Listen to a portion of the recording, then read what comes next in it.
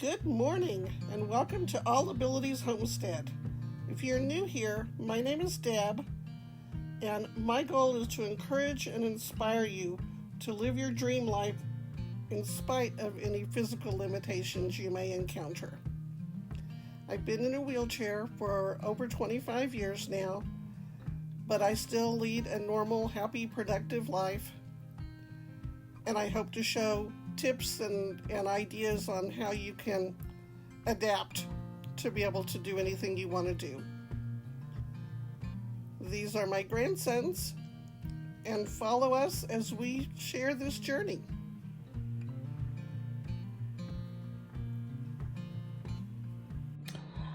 I know that it's fall and I should be wearing a sweater or a jacket, but it's hot in my house and I just cook better if I don't have things on my arms. I don't have to worry about the sleeves getting in my way.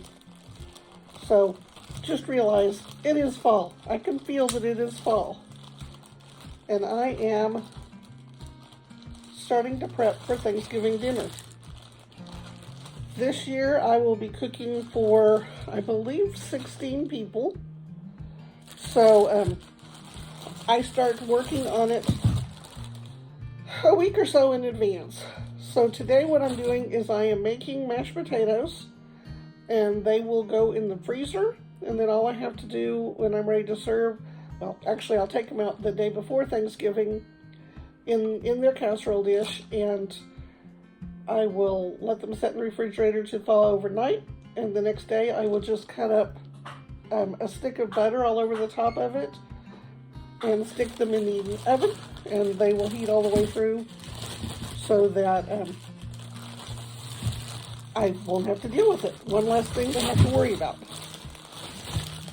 So I know usually when you see people making mashed potatoes, they're peeling and they're doing scrubbing, or they use the yellow thin-skinned potatoes. I'm not doing any of that. These potatoes are right out of the bag. They're not dirty like when you grow your own potatoes, but I haven't washed them. So all I'm doing is I'm making an X in the end, and I'm putting them in my pot, and I will fill the whole pot up with potatoes and let it go until whenever I stick a knife in, it comes out cleanly. The reason I'm not worrying about these skins is because I have discovered over the years that it is easier for me to peel potatoes, to peel the skin off of them after they're cooked. And so I'm only using the smaller potatoes. The bigger ones I'll put aside and use for something else, scrub and make french fries or something with them later. But as they boil, the dirt's going to come off the skin and go to the bottom of the pot. I am not going to mash them in this same pot. I will take them out, let them cool down until they're soft to the touch, or soft to the touch, cool to the touch, and then I will just slide the skins off of them at that point and cut them up a little bit into my KitchenAid mixer bowl, and then they will get mashed and everything in that bowl. So I've got, what is this? 2 5-pound bags. I'm probably going to use all of them. 2 of the potatoes are really big, so I'm not going to throw them in the pot. I set them to the side. I will cover these in cold water. That way it all comes up to temperature at the same time.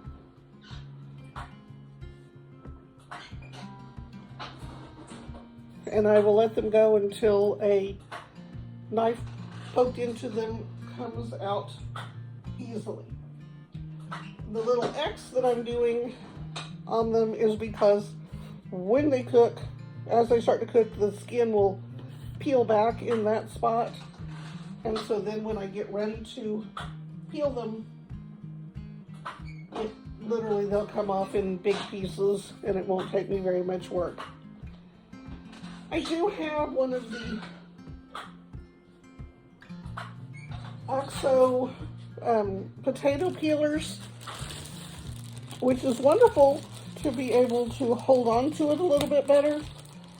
However, it does not help me to hang on to the potato that I'm trying to peel. There are sometimes, I have one of the Pampered Chef apple core slicer, whatchamacallits, that I've used sometimes in the past. But it's very finicky about the shape of potatoes. It wants them all to be the a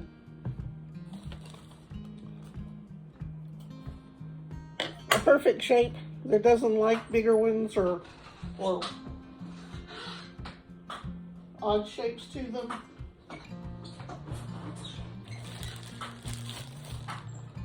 And so sometimes it's a bigger pain in the butt than it's worth.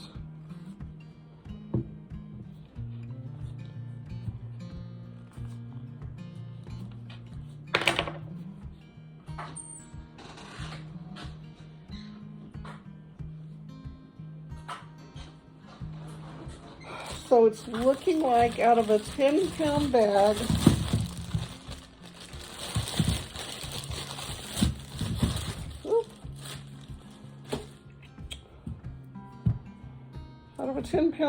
there are 5 potatoes that are bigger than I'm going to use for mashed potatoes. So those will just get put back and I'll make fried potatoes or something.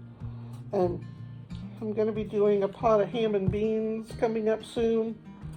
And usually when I make ham and beans, I also do fried potatoes and sauerkraut and weenies and cornbread. So that's just my southern dad, that's what he always liked to have whenever he had cornbread and beans. So that's what I will save those for. The rest of these are now all cut, and I'm putting them into a pot back here.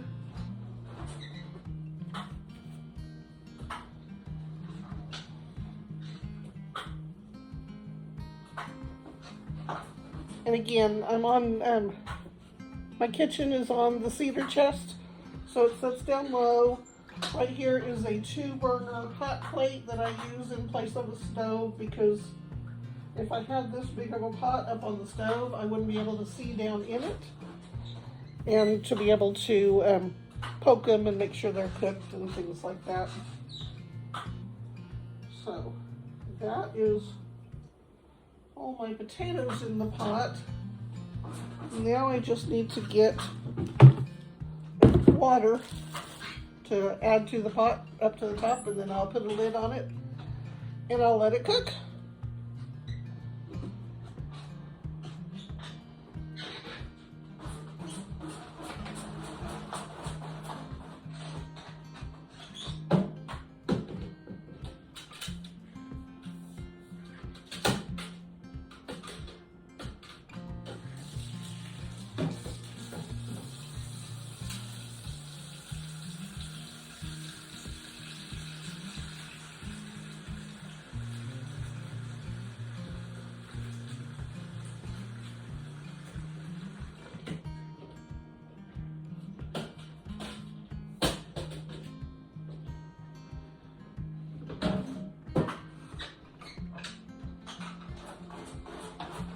Just adding the last little bit of water.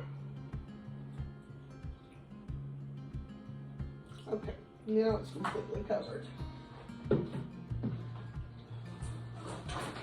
And I will put the lid on it. This is a pressure cooker, but I'm not using it as a pressure cooker today. I'm just using it to boil.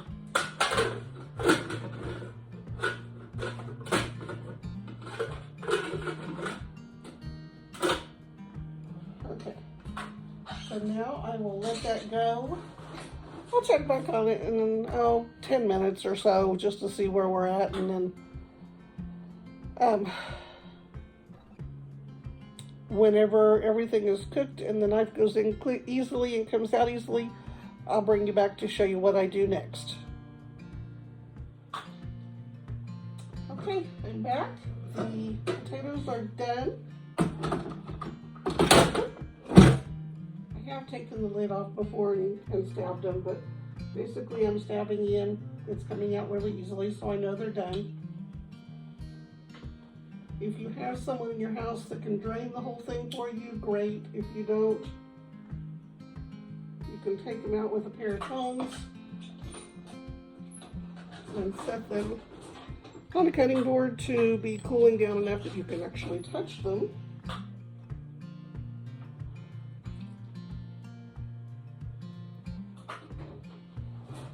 And I just do that with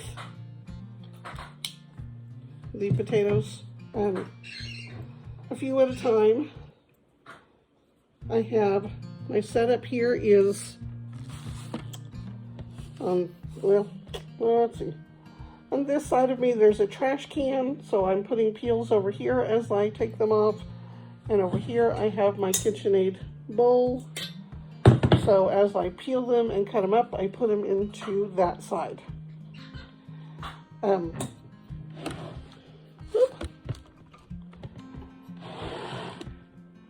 not going to lie and say that this is quick or easy, but once they're cool enough that you can touch them with your hand, I just go under a little bit of the skin and peel it up. And I make my little pile here, and then I'll put it all over there in the trash at the same time. But not losing very much peel this way. All of the dirt, like I said, in boiling water, the dirt all came off and settled to the bottom of the pot, so these are not dirty anymore. I won't be getting any dirt into my mashed potatoes. And yeah, if you have someone at your house that wants to peel them and cube them all up and dice them before cooking them, mashed potatoes are a whole lot faster and easier to do. If you have time on your hands like I do, and I just wanted to go ahead and use up the 10 pounds and make some for the freezer before they started sprouting, I just put on a movie or a YouTube channel playlist, and I let it go to town while I'm sitting here peeling off the little bits of skin. Once I've got, get that little piece off.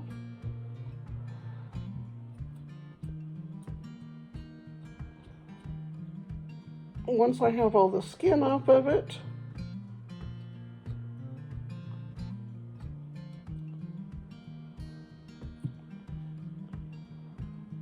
then I just cube it up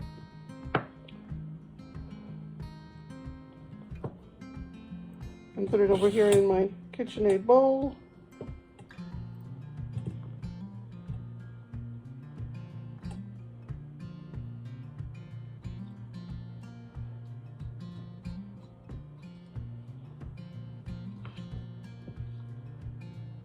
I do, on top of my cutting board, I do have a dish towel so that I'm wiping off my knife and my potatoes aren't rolling anywhere. But this time of year when potatoes are on sale, because as we get closer to the holidays, a lot of these kind of things go on sale, I like to make up several batches for the freezer. And I know there's a lot of videos on YouTube. You can can them, you could parboil them and grate them up and freeze them for hash browns and all those kind of things. This is just one option. You can make mashed potatoes for the freezer. Probably later I'm going to be doing some twice baked potatoes for the freezer, and that is similar, except that because they're bigger I can scrub them beforehand and put them in the oven, and when they come out of the oven When they're cool enough to touch, you cut them in half and scoop out the insides.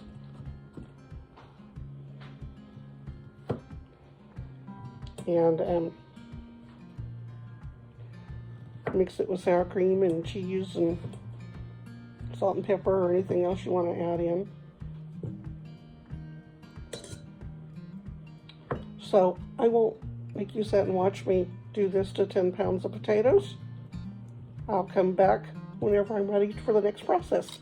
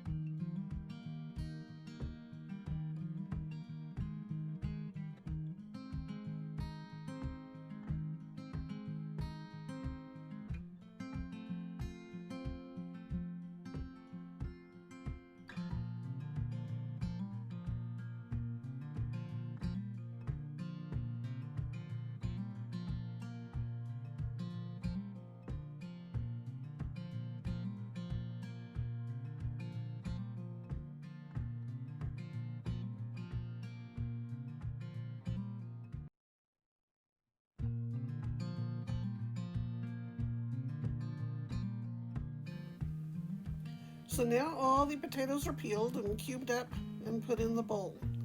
I'll tell you right now, the faster you can work, the better, because when potatoes are hot, they mash a whole lot easier than when they've started to cool. So So I recommend either doing smaller batches or moving faster so that you're still mashing while they're hot. I added a block of cream cheese because whenever I'm doing potatoes for the freezer, that helps to kind of stabilize them and keep them from getting weird textures in the freezer. I don't know how to describe it. It helps. So I put a block of cream cheese and I put some heavy whipping cream and pepper, lots of salt and pepper, and I give it a good mix and then push down on the sides, clean the sides of the mixer. I did throw in a stick of butter in there also, just room temperature. And I keep mixing and scraping down the sides of my bowl. I'm having to do that because honestly I put too much in the mixing bowl. I should have done this in smaller batches. But you live and learn, and now I know next time don't do that many potatoes all at one time. My plan had been to put this in a casserole dish and then be able just to pull it out the day before Thanksgiving and pop it in the oven. However, when I got looking around, both of my freezers are really full and I really didn't have a good way to rearrange and put a casserole dish in there. So I decided to go a different route, and I'm dividing this up into thirds. I'm doing 2 Ziploc baggies with a third each in them, and then a third of the potatoes we ended up using that night for dinner.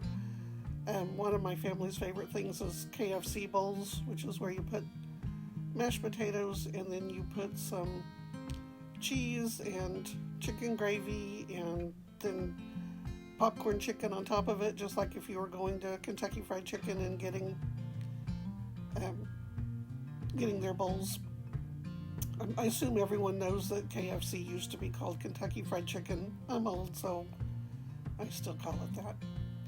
Anyway, I'm mashing them flat so that they will stack easier inside the freezer, and they will also thaw easier whenever I get them out. They'll thaw quicker. And then I pop them in the freezer, and I will pull them out the day before Thanksgiving and just move them to the refrigerator. Then on Thanksgiving, probably what I'll end up doing is throwing them in the mixer one more time just to get them a little bit fluffier, and then put them in a casserole dish and serve them on Thanksgiving. And please give this video a thumbs up just so I know you made it to the end. I'm struggling a little bit with editing and figuring all of this out, but I'd like to know that people are getting some type of value from my content. Thank you.